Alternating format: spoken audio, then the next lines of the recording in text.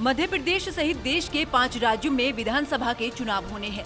मध्य प्रदेश में 17 नवंबर को वोटिंग होगी और चुनाव परिणाम 3 दिसंबर को आ जाएगा।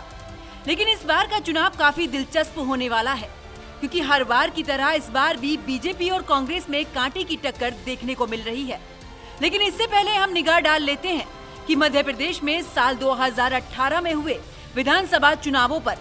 ऐसा इसलिए क्योंकि कांग्रेस की सरकार बनने के बाद भी समीकरण ऐसा बदला कि बीजेपी ने अपनी सरकार बना ली। मध्य प्रदेश के 2018 विधानसभा चुनाव में बीजेपी और कांग्रेस के बीच कांटे की टक्कर हुई थी और 15 सालों में ऐसा पहली बार हुआ कि किसी भी पार्टी को बहुमत नहीं मिल पाया था। हालांकि सबसे ज्यादा सीटें होने के कारण कांग्रेस को सत्ता मिली, लेकिन 1 साल के बाद ही हुए उलटफेर ने बीजेपी को फिर से सत्ता में वापसी करा दी। 230 विधानसभा सीटों वाले मध्य प्रदेश में 2018 में कांग्रेस को 114 सीटें और बीजेपी को 109 सीटें मिली थी, जबकि मायावती की बसपा पार्टी को 2 सीटें ही मिली थी। मध्य प्रदेश में 230 विधानसभा सीटें हैं। 114 सीटें जीतकर कांग्रेस सबसे बड़ी पार्टी बनी। बीजेपी के खाते में 109 सीटें आई थी।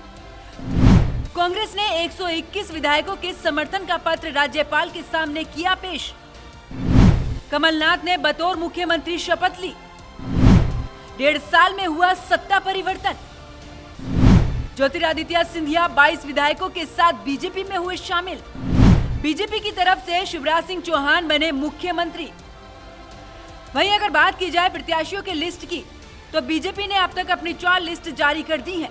4 लिस्ट में बीजेपी ने 136 उम्मीदवारों के नामों की घोषणा की है, जिनमें 3 केंद्रीय मंत्रियों सहित 7 सांसदों और राज्य सरकार में मौजूद 25 मंत्रियों के नाम शामिल हैं।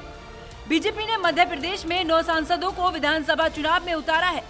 कृषि मंत्री नरेंद्र सिंह तोमर, फग्गन सिंह कुलस्ते, प्रहलाद सिंह पटेल, गणेश सिंह, राकेश सिंह, रीति पाठक और सांसद उदय प्रताप सिंह शामिल हैं।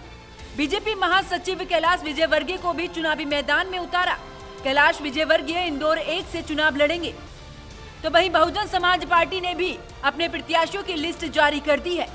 इसी बीच बसपा ने 26 उम्मीदवारों की तीसरी लिस्ट जारी की है। कई दिग्गजों को इस बार बसपा ने मैदान में उतारा है। तो जिस तरह से बीजेपी और बहुजन समाज पार्टी ने अपने अपने प्रत्याशियों को धीरे धीरे चुनावी मैदान में उतारना शुरू कर दिया है, लेकिन साल 2018 में हुए विधानसभा चुनाव के बाद जिस तरह से कांग्रेस के खेमे में खलबली मची, इस बार फिर से कांग्रेस कदमों को सोच समझ कर रखना चाहती है। अब देखने वाली बात ये होगी कि आखिर किस तरह से कौन इस बार बाजी मारता है। Bureau report AMB network.